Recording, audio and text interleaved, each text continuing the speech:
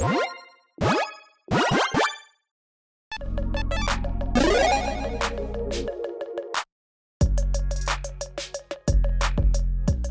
everyone, Mitch coming in for the Commander's Core Studio. Welcome to the show. So, Lord of the Rings spoiler season is, well, not here, but kind of here, because now Wizards are starting to do these first look things. And speaking of first looks, gross. Sauron the Lidless Eye, gross. First up, the name itself, Lidless Eye, that's just kind of unsettling, at least to me. And then, you see the little fingers that are chopped off. I believe someone actually pointed out somewhere that technically speaking, in the books, Sauron, only one of the fingers was chopped off, actually. But in the movies, it was 3. So apparently they're going based off the movie for this one, but then for the books for Tom Bombadil, so it makes absolutely no sense. Regardless, anyways, let's talk about this gross card. 4/4 Avatar Horror that costs 3 black and a red. When Sauron the Lidless Eye enters the battlefield, gain control of target creature and opponent controls until end of turn. Untap it, it gains haste until end of turn. And by paying 1 black red, creatures you control get +2/+0 until end of turn. Each opponent loses 2 life. So first up, if you do have infinite mana, you can just win with this as an outlet. So there you go, cool. That's one way to do it. That's not the way that I would maybe go about it, but sure, you just could win just by generating infinite mana and activating that ability as many times as you want. Sure, your creatures get an infinite amount of power, but I mean, not infinite, because it's going to be limited anyways, but yeah, you drain your opponents out. But actually, when it comes to building around this commander, there are some pretty interesting things that you can do with that ETB. Yeah, entering the battlefield and threatening a creature is a very powerful thing, and one that can be used and abused quite effectively with a commander like this. So yeah, steal your opponent's creatures, use them against them, and then maybe just don't give them back. And we'll talk about some ways to do that. So yeah, definitely an interesting commander, one that I think players got to be excited about. And like all my other quick takes, I'm going to be taking you through some budget buys, cards that are less than $1, cards that are within my budget. And then I'm also going to take you through some pricier picks to consider as well, cards that are outside of my budget, some of which are well outside of my budget of less than $1 per card. And on top of that, if you are interested in this commander, although it's not going to be coming out for quite some time, I think Lord of the Rings comes out in like June or something. Yeah, even though it doesn't come out for quite some time, sometimes on a brand new exciting commander like this one is spoiled, prices tend to go up sooner rather than later, so consider checking out the link in the description below to the cards I'm talking about on this episode and picking some of those up before prices potentially increase. And now with all that said, let's jump into it, starting off with those budget buys. First up, when it comes to using and abusing ETBs, plenty of ways to do that, and Jaxus the Troublemaker was one of the first cards that came to my mind. Pay a red, tap, discard a card, create a token that's a copy of another target creature you control. It gains haste, and when this creature dies, draw a card. Sacrifice at the beginning of the next end step, activate only as a sorcery. So, very simply, very easily, you're basically just, paying a red, tapping this, essentially rummaging in a way, right? Discarding a card, eventually drawing a card with this. Actually, you basically get to draw right away, because when you make a copy of your commander, obviously Sauron is a legendary creature, so the legend rule applies. You sacrifice the copy immediately, drawing that card, but also, you get that ETB. So although your new Sauron token doesn't stay around, that really doesn't matter. All you care about is you're paying a single mana to threaten a creature and also draw a card off of a discard. So that's quite good. Mirage Phalanx, a fantastic card as well. Soulbond, as long as it's paired with another creature each of those creatures has. BF combat on your turn, create a token that's copy of this creature, except that has haste and loses Soulbond, exile end of combat. Basically, let's get an extra copy of this and our commander on every single one of our combats. So, Sauron, let's just get another copy of you. Let's gain control of a creature, utilize it against our opponent, maybe the one that we stole it from, and also, maybe get rid of it. Mirror March. We're going to talk about that here in a bit, though. Mirror March, enchantment. Whenever a non-token creature is battlefield under control, flip a coin until you lose a flip. For each flip you won, create a token that's a copy of that creature. Those tokens gain haste, exile, begin the next end step. Now, there are not a lot of blink effects in these colors. We'll talk about some ways, though, to still take advantage of this, because when our commander does enter the battlefield, whenever a non-token version of our commander enters the battlefield, right, the original, we are going to get a token copy, or even more, or I should say that we have the chance to get a token copy or even more, right, because we need to win some coin flips. That being said, we could win multiple coin flips and steal multiple creatures just from our commander entering the battlefield once.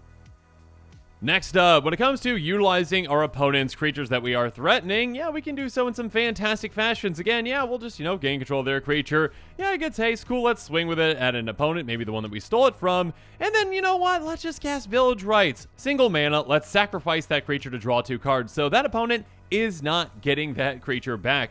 Essentially, now not only are we taking the creature for ourselves, utilizing it, we also get value out of it, and that opponent does not get it back. So it's basically a removal spell in a way. Or we have a repeatable sacrifice effect, like, Viscera Seer, sacrifice creature, scry 1. Great. Now we just get a free sacrifice outlet in play. Again, we steal our opponent's creatures. They are never getting them back. And again, we get value out of them with something like this. Also, our commander actually might be sacrificed by one of these effects as well, when we can utilize a card like Undying Evil. Target creature gains Undying until end of turn. Basically, if it had no +1 counters on it, comes back into play with a +1 counter on it. So yeah, for just a single mana, we can get our commander out and back into play, utilizing that ETB again. Again, utilizing cards like Mirror March as well, getting that ETB trigger on that too. Yeah, a lot of fantastic effects like this one in black that we can utilize to ensure that we can keep stealing creatures, getting our commander back into play, and yeah, just overall a fantastic effect. And speaking of a fantastic effect, well, Nightmare Shepard is a great one. Oh my goodness, this is a crazy card with this commander. Whenever another non-token creature control dies, you may exile it. If you do, create a token that's a copy of it, except it's a 1/1 Nightmare. So basically, opponents, we're gonna sacrifice your creatures after we threaten them, and then we just get a, small little token copy of them. So yeah, if their creatures had any ETBs, we could take advantage of those. And also, if we need to take advantage of our commander's ETB and our commander dies, we can utilize this again. And, we exile our commander. We are going to get a token copy of it. That's just a 1/1. And yeah, we're going to send our commander back to the command zone. So yeah, we can just get a token copy of it so that we can get that ETB again. So yeah, a very, very good card in a deck like this. Voyager Staff. Again, there aren't many blink effects at all in this color combination. Voyager Staff is one of them. Pay 2, sacrifice it, blink a creature comes back at the end step. So yeah, basically, 3 mana in total, 2 mana on a singular turn, if we, space it out essentially, to blink our commander, to threaten a creature, a great effect. Radiant Performer, speaking of a great effect, an incredible effect with this commander. Here we go. Flash, when it enters the battlefield, if you cast it from your hand, choose target spell or ability that targets only a single permanent or player. Copy that spell or ability for each other permanent or player that spell or ability could target. Each copy targets a different one of those permanents and or players. Hey, if we get our commander's ETB, in a wide variety of ways that we can do that, we can say, oh yeah, our commander's just targeting, a single creature, right? Just one creature. So with this, we can say, you know what? With our commander, we are going to, take that ability, that trigger, and then just copy it for everything. So we can just steal all of our opponent's creatures. Basically an insurrection. Build your own insurrection with this. Yeah, a fantastic effect. But now let's move on to our pricier picks. Again, cards that are above $1. And first up, there's Panharmonicon. Yeah, hey, you know what's good with using and abusing ETBs? Something that doubles them up, essentially. If an artifact or creature in the battlefield causes a triggered ability, a permanent you control trigger, the ability triggers the whole time.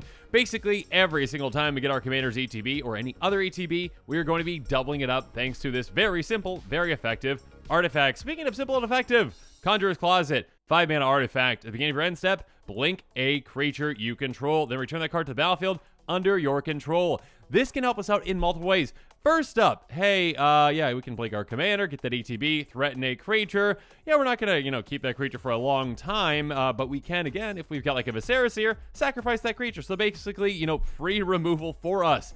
Or, keep in mind, it does say, return that card to the battlefield under your control. So, hey, you know what we're gonna do? We're going to threaten opponent's creature, and then, you know what, again, that we get to keep that creature, until the end of the turn, correct? So, we're going to keep that creature to the end of the turn. When it comes to our end step, we're going to blink that creature, bring it back into play under our control, it's now considered to be a new permanent, and it is ours, and our opponent does not get it back. Thank you so much, Conjurer's Closet. Basically a way to permanently seal our opponent's creatures. And of course, when we up our budget as well, we've got access to Twin Flame, a great simple clone spell. Choose any target creatures you control. It's got a strive cost for an extra 2 in a red. Make a copy of them. Again, the copy of our commander that we make is going to go away anyways, but yeah, you're basically just paying 2 mana for a threaten effect with our commander. And again, you might have some ways to take advantage of when creatures die. So yeah, you can take advantage of all these kinds of triggers that are happening. Lots of great ways to utilize clone effects in this deck. Next up, Wizards reprint Feign Death and all of those other types of cards that are basically the exact same thing. These cards have gotten quite expensive lately. And I would very much appreciate if they were budget friendly again. So yeah, Feign Death, basically, very similar to Undying Evil. Till end of turn, target creature gains. When this creature dies, turn to the battlefield tapped or toes control, they counter on it. There's a lot of these effects. They've gotten quite expensive over the past couple of years. I mean, not even that long, really. I mean, Dungeons & Dragons didn't come out all that long ago. But yeah, these cards are now like at least $2 or so. So again, outside of my budget, and I appreciate if they were a budget. Once again, fantastic with this commander. Next up, Blade of Selves. Equip creature has Myriad. What that means that when the creature attacks, for each opponent other than the defending player, get a token copy of it that's tapped and attacking that player Planeswalker. And again, if we are equipping this to our commander, it doesn't matter if they're attacking, another player Planeswalker, because, well, they're going to be going away thanks to the legend rule, but we still get their ETB. So again, threaten 2 creatures, and although we won't be able to attack with the creatures that we are threatening, again, if we've got our free sacrifice outlets, that's basically just, hey, do you just want to sacrifice some creatures for some value and, basically just have removal? Absolutely. Helm of the Host. Speaking of copies that we do get to keep, though, if you have combat on your turn, create a token that's a copy of equipped creature, except the token isn't legendary if the equipped creature is legendary. Token gains haste. Make more and more copies of Sauron. Steal more and more creatures every single turn. What's not to love? And when it comes to what's not to love, well, Ashnod's Altar, a fantastic sacrifice outlet that is nowhere near budget. Sacrifice a creature, add colors to your mana pool. Now when we threaten our opponent's creatures, we can then just sacrifice them to this. Get free mana that we can utilize for other spells. So yeah, a lot of great sacrifice outlets. Phyrexian Altar as well would be available at a higher budget too. Great sacrifice outlets. God Bombardment is a great one as well. Used to be budget. Wish it was budget again. Wizards reprinted. Thank you. Sacrifice a creature. God Bombardment deals 1 damage to any target. So again, this can basically be a way to just take an opponent's creature, with our commander, sacrifice it, and then just add insult to injury, right? Ping them in the face for 1, or maybe ping down one of their other small creatures. There's a lot of great sacrifice outlets once you get to higher budgets. High Market. A very simple, very effective land that again used to be budget but no longer is. Reprinted, please. Tap for 1 or tap sacrifice creature, you gain 1 life. Again, just having kind of every kind of outlet available can be great for this commander, so you can turn threaten effects, essentially the bread and butter of this commander, into threaten plus removal. So yeah, just ensuring that your opponent's, I'm going to borrow your creature and you're never going to get it back. At the end of the day, this commander is gross for many reasons. Again, threaten effects again and again and again. The ability to essentially remove creatures along with that. Maybe even keep creatures permanently with a Conjurer's Closet. And also, just the name itself, the Lidless Eye. That's just something is very unsettling about that. And again, yeah, the fingers chopped off as well is just kind of unsettling too. So there's that. So yeah.